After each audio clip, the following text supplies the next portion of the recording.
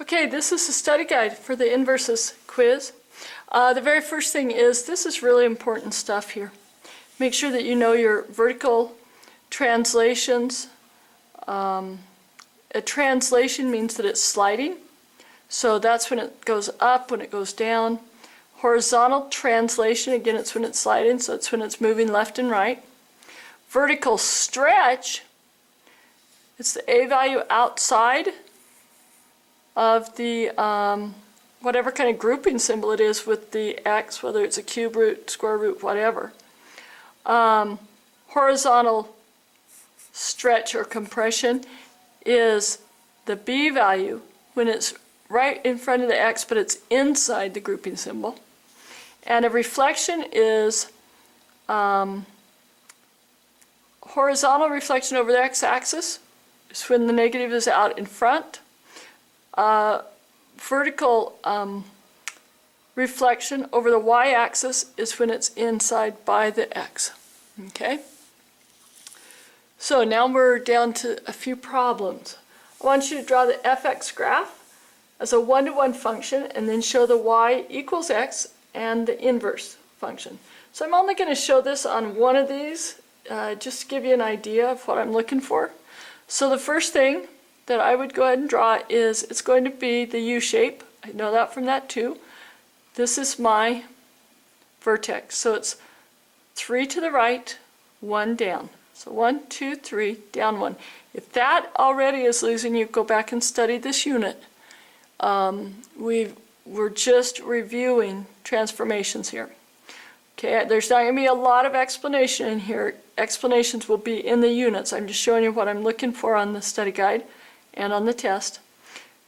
Then our parent function would normally go over 1 up 1 because x squared would be 1 squared is 1. But because there's a 1/2, that's a shrink, so I go over 1 and up a half. Now on the parent function I would go over 2, and 2 squared is 4, so I'd be going up 4. But on this I go over 2 and it's a half of the rise, so it's up 2. Over 2, up 2. So there's what it's looking like. Now I ask you to make this a one-to-one function. One-to-one function should remind you that we have to only limit or only use from the vertex up one side of the U. Otherwise, it's not a one-to-one. Now I want you to draw the XY line, and that's what you will be reflecting over. So this point lines up perpendicular right here, right down that line. Go straight out those two, and that's where it lines up. It flips right over that line. The next one doesn't line up real well, so I don't do it. The next one lines up great, so I do it. Then I present that curve same way. There's my inverse. Here's my original.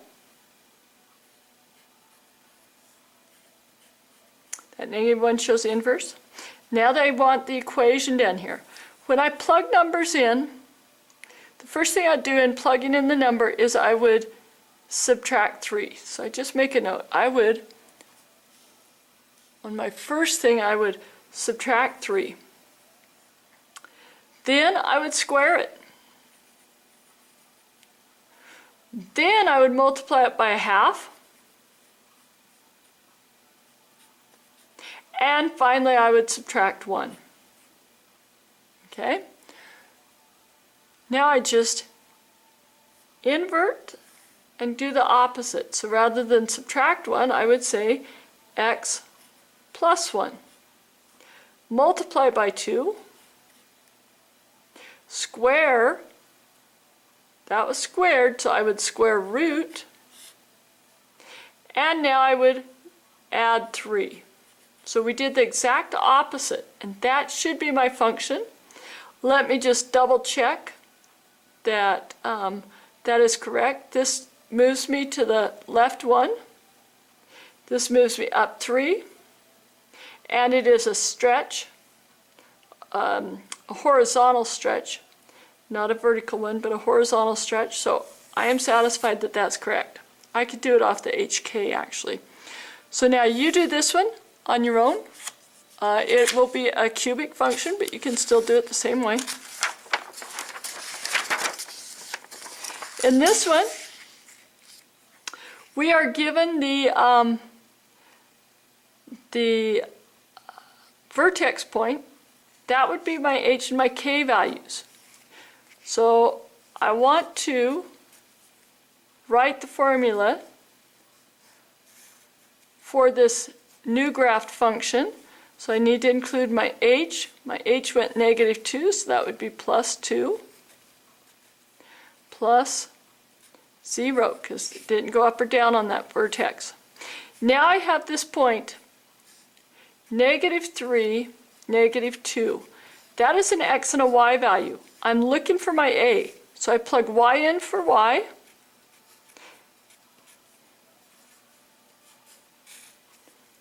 And I plug -3 in for x. Now I go ahead and solve it. I don't really need to put the +0. -3 plus 2 is -1. Cube root of -1 is -1. Bring down my a.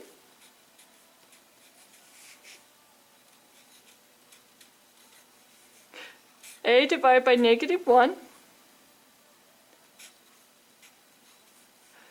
will end up being a equals +2, because that was a -2. Now I need to write my new equation. So I need to show my g of x equals 2 for the a, x plus 2 for the h, and I have no k values, so there we go. Okay? You need to do this problem the very same way. That's just finding your function rule to go with a graph. Okay? On this one, you're going to solve this, and I'll get you stepped into it, but then I'm going to just stop so that you can finish it up. The very first step would be, we want to, I can do it right here, we want to cube it to get rid of that cube root, and cube this side. So we would go, sorry, won't have a cube root if I just got rid of it. So cubed, we'll wipe out the cube root, so we go x squared minus x minus 1 equals, now this side needs to be cubed as well. So you will need to work out what x minus 1 times x minus 1 times x minus 1 is. If you box or FOIL, you have to do these two, and then when you get the answer, then you need to bring that one in and multiply by it. So you'll have, I think it's a 4-term polynomial as a result. And then because you have multiple degrees of x, you know that you need to set it to 0 and factor. So your next step would be to get rid of these over here and put them over here. So you've got 4 terms here from your multiplication problem. Now, to get rid of this, you'd subtract x squared. Come over here and find your x squared term, and you'd subtract it over there. That'll wipe that one out. Get rid of that one, you're going to add x to each side. That'll wipe that out. Get rid of that, you'll be adding 1, and now you'll have this equation, whatever you get, when you add this, you'll have your terms right here equal to 0, and then you need to check and see if you can factor anything out, bring it to the front of the parentheses, play the x game, find your factors. Okay? So once you have all that, then you'll be able to tell me what your answers are, because you set everything to 0 and solve for x. Okay. Next problem. This is some of the word problems, like what you might see. Super important in these is to identify in context of the problem what your input-output is. You can even look at your graph here to get it. Your input is always your x. Okay? So your input would be eye level in feet. Output would be distance to the horizon in miles. Okay? The reason I have you do that is because when you're graphing, I want you to think about what that means. Like if your eye level is at about 5 feet, that's how many miles of the horizon that you can see, how many miles it is before the curvature of the Earth, how far you are from the edge of what you see, I guess is what I'm trying to say. So it's kind of cool to think about what these graphs really mean. You will have to come up with your own input-output. I would just use a calculator where it's got the 1.5. And I know you have access on your phone, so go ahead and do that. Then this is an A value. Now, it may be easiest on that A value. You can either, when you write the inverse, just put 1 over the 1.5, or you can switch 1.5 to 3 over 2 and just invert the 3 over 2 to 2/3. Either way will work. Okay, so you'll have the inverted inverse of that one. And then make sure and switch your letters around. It's no longer d of h. Your inverse will be h of d. So remember, your input will be d over here.